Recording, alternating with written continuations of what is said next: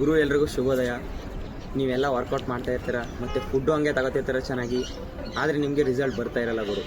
ಯಾಕಂತಂದರೆ ನಿಮ್ಗೆ ಏನಾದರೂ ಒಂದು ಸಣ್ಣ ಪುಟ್ಟ ಬ್ಯಾಡ್ ಹ್ಯಾಬಿಟ್ಸ್ ಇದ್ದೇ ಇರುತ್ತೆ.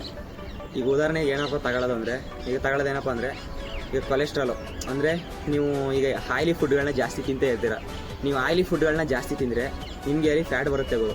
ಆ ಥರ ಬಂದಾಗ ಮತ್ತೆ ಹೋಗೋದು ಜಿಮ್ಮಲ್ಲಿ ಅದನ್ನು ಬರ್ನ್ ಮಾಡೋದು, ಮತ್ತೆ ಬಂದು ಫ್ಯಾಟ್ ಬಂದರೆ ಅದರಿಂದ ನಿಮ್ಮ ಬಾಡಿ ಇಂಪ್ರೂವ್ಮೆಂಟ್ ಅಂತೂ ತುಂಬಾ ಕಷ್ಟ ಇರುತ್ತೆ.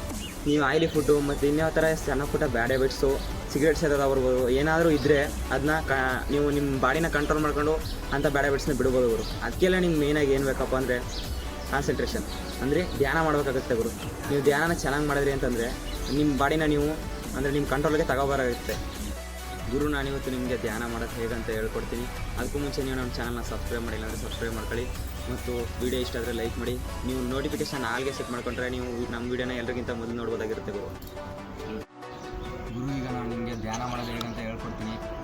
ನೀವು ಮೊದಲದಾಗಿ ಧ್ಯಾನ ಮಾಡ್ಬೇಕಂದ್ರೆ ಏನಾರು ಅಂದರೆ ನಿಮ್ಮ ಮನಸ್ಸನ್ನ ನೀವು ಕಾನ್ಸಂಟ್ರೇಟ್ ಅಂದರೆ ಒಂದೇ ಕಡೆ ಕಾನ್ಸಂಟ್ರೇಟ್ ಮಾಡಬೇಕಾಗುತ್ತೆ ಗುರು.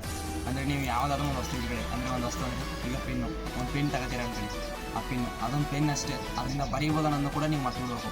ಆ ಪೆನ್ ಅಷ್ಟೇ, ಆ ಪೆನ್ ಮಾತ್ರ ನೀವು ಕಾನ್ಸಂಟ್ರೇಟ್ ಮಾಡಬೇಕು. ಇದೊಂದು ಪೆನ್ನು ಅನ್ನೋದ್ರಲ್ಲಿ ಮಾತ್ರ ಕಾನ್ಸಂಟ್ರೇಟ್ ಮಾಡ್ಕೊಂಡು 10 ನಿಮಿಷಗಳ ಕಾಲ ಧ್ಯಾನ ಮಾಡಿ. ಈ ರೀತಿ ನೀವು ಧ್ಯಾನ ಮಾಡಿದ್ರೆ ಹೆಂಗಪ್ಪ ಅಂದರೆ ಒಳ್ಳೆ ರಿಸಲ್ಟ್ ಬರುತ್ತೆ ಗುರು. ನೀವು ಯಾವುದೇ ಬ್ಯಾಡ್ ಹ್ಯಾಬಿಟ್ಸು ಏನೇ ಬೇಕಾದ್ರೂ ನಿಮ್ಮ ಮನಸ್ಸನ್ನ ನೀವು ಆರಾಮಾಗಿ ಕಂಟ್ರೋಲ್ ಮಾಡೋದಾಗಿರುತ್ತೆ. ಆ ಥರ ಮಾಡ್ಬೋದು ಗುರು. ಪೆನ್ ಇಮೇಜಿನೇಷನ್ ಮಾಡ್ಕೊಂಡಿರಲ್ಲ ಇವಾಗ ಯಾವ ರೀತಿಯಪ್ಪ ಅಂದರೆ ಇದೊಂದು ಪೆನ್ನು ಅನ್ನೋದು ಮಾತ್ರ ನಿಮ್ಗೆ ಜಾಸ್ತಿ ಇರಬೇಕು. ಅದ್ಬಿಟ್ಟು ಇದ್ರಲ್ಲಿ ಬರೀಬೋದು ಅನ್ನೋದನ್ನೆಲ್ಲ ಕೂಡ ನೀವು ಎಲ್ಲನೂ ಮರ್ತ್ಬಿಡ್ಬೇಕು. ಮತ್ತು ನೀವು ಸುತ್ತಮುತ್ತಲ ವಾತಾವರಣ ಇದನ್ನೆಲ್ಲ ಮರ್ತ್ಬಿಟ್ಟು ಆ ಪೆನ್ ಬಗ್ಗೆ ಮಾತ್ರ ಯೋಚನೆ ಮಾಡಬೇಕು. ಆ ಪೆನ್ನ ಮಾತ್ರ ನೀವು ಕಾನ್ಸಂಟ್ರೇಟ್ ಮಾಡ್ಕೊಂಡು ಧ್ಯಾನ ಮಾಡೋದ್ರಿಂದ 100% ರಿಸಲ್ಟ್ ಅಂತೂ ಬಂದೇ ಬರುತ್ತೆ ಗುರು.